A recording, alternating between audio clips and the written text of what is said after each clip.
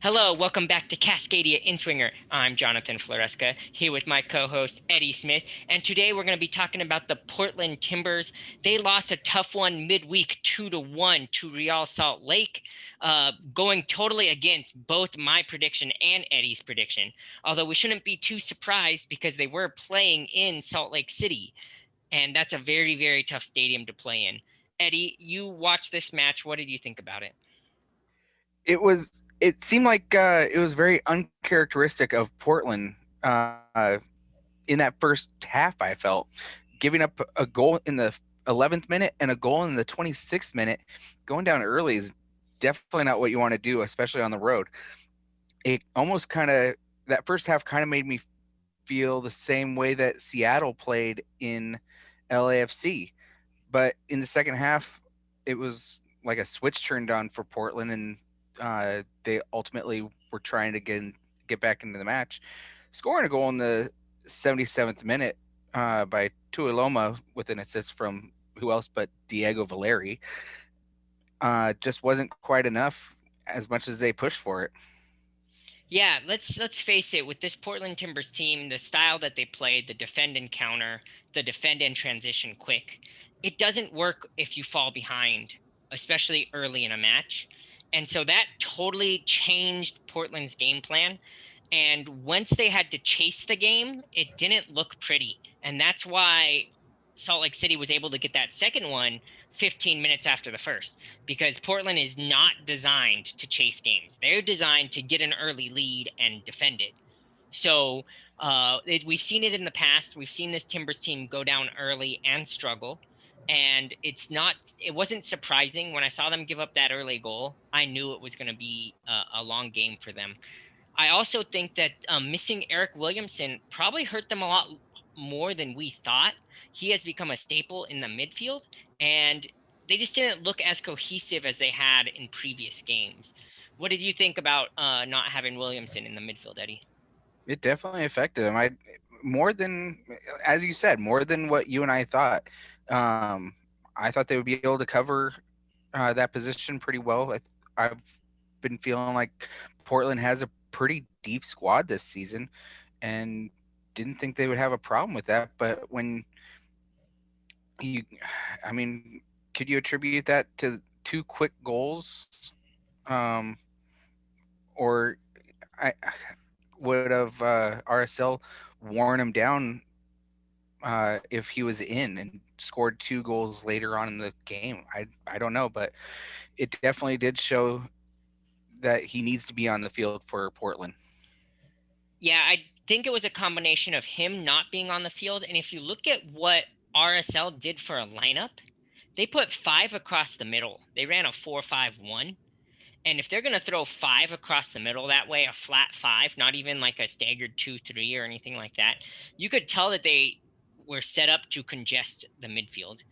And they put Bessler in the middle, and their goal was basically to clog that up and make it really hard for Chara and Valeri to connect. And Paredes just didn't seem to really get into this game as much as Eric Williamson does. He wasn't making those dicing runs that opened up some defenses that we've seen out of Williamson in the past. So I'd say there were two main factors, well, really three main factors for this loss. One, no Eric Williamson.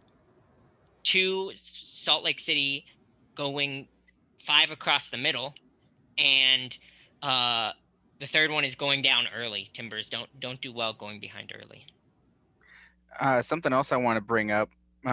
It was kind of a minor part of the match, but it could have turned into so much more. I forget who it was that it was involved, but there was a play that ended up hitting one of the Real Salt Lake players in the head, and I guess an initial thought, it may have looked like it went off his hand as well. Referee called handball, and the guy was trying to argue it went off my head and that's it. And looking at the replay, it really did just go off the side of his face and down to the ground. But it gave Portland a really good chance for an in swinging ball into the box. But luckily for RSL, they were able to, or to the dismay of Portland, RSL was able to head the ball out and get it out of danger. But that was a point in the match I was thinking if uh, Portland gets this goal, it's really gonna be a big deal because I think it would probably put RSL's heads down and definitely get the spirits up for Portland. I think it could have been a different match. Yeah, that was definitely a game-changing moment. Unfortunately for Portland, they weren't able to put that one in the back of the net. And I guess luckily for the ref, because that would have been a huge, huge talking point all week if that had changed the outcome of that match. Yeah, exactly. But uh, is there anything else on this match you want to talk about, or do you want to get to the preview show? No, I've got the preview queued up next. And the funny thing that I want to talk about with this one, just to get us started, LAFC is going to make a second trip this week to Providence Park, but to play a different team. They played on Wednesday against Vancouver. They go home, then they come back to Providence Park to play the Timbers. So I find that really funny. It's got to be really weird for them going to a stadium twice and playing a different team. But here we have it. LAFC is going to be playing the Portland Timbers. Maybe they can get a win over the Timbers because they couldn't do that over the Whitecaps midweek. Uh, Eddie, this is going to be an intense game. What do you think of this one? Well, LA's definitely not going to want to lose two in a row in Portland to two different teams. That's for sure. Um, I think it's going to be a very even match. Portland's definitely going to want to change how the outcome was from the midweek game against RSL. So you're going to see two teams really duking it out. So I'm expecting to see the defenses actually open up a little bit, and I'm thinking we're going to see some goals. Yeah, well, last time these two teams faced, September 13th, it finished 4-2 in LAFC's favor. So that was a 6-goal game. That game was down in LA at Bank of California Stadium. This game is now up in Portland. I think that's going to give Portland more of an edge. Having Eric Williamson back will give them more of an edge. The big question mark will be whether or not we will see a little bit of Vela in this one or not. I think they're going to hold him out a little bit longer, give him more time to be ready. But you could see him off the bench. You never know with this team.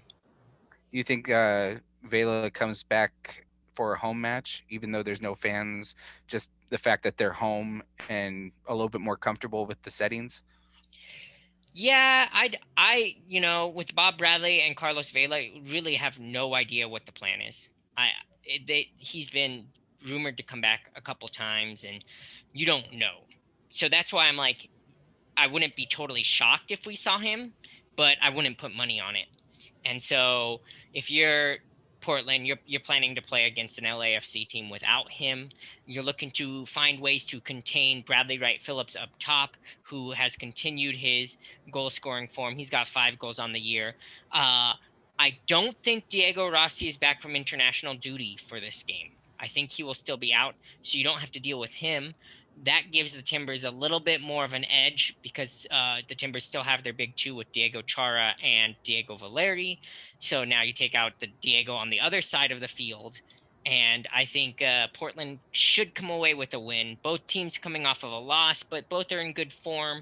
Portland's won 5 of its last 6. LAFC's won 3 of its last 6. So we'll see how this one plays out. What was the score that you had for Oh, I've got this one 2-1, Portland's favor. 2-1? I think I'm going to have this one as a 3-1 victory for Portland. I think Portland takes it to LA. Um, I just think LA is going to be trying to get goals and they're going to open themselves up in the back, and Portland's going to take advantage on counters. Typical Portland soccer. Yep. Fun facts: LAFC has scored 39 goals this season, but they've also conceded 33. So they're one of those teams that likes these high scoring games, high scoring affairs. Um, but you might be right; it might be closer to a 3-1 scoreline than a 2-1. I do like Portland to bounce back in this one after losing to RSL, a game that they shouldn't have lost. They'll come back and get a win here. Yeah, Portland's definitely, I think, going to keep the pressure on Seattle to continue to get wins. But now, just so everyone knows, Seattle does have a game at hand over Portland. Um, with only played 16 games since their match midweek was canceled versus Colorado. So that's something for Portland fans to note. Um, if anyone wants to watch this match, it's going to be on Root Sports Northwest, or if you don't have Root Sports Northwest, it's going to be on ESPN Plus, DAZN in Canada. So get your fix in on Portland soccer if you want to see this big matchup. Absolutely. I hope you guys enjoyed our show. Let us know your thoughts, your predictions. Let us know if you think this is a high scoring game or not. I don't think so. Eddie thinks so. Yo, Did one more. did we get a time?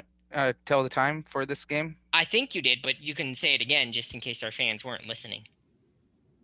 It's going to be a 7 p.m. game uh, on Sunday, so Sunday. definitely tune in.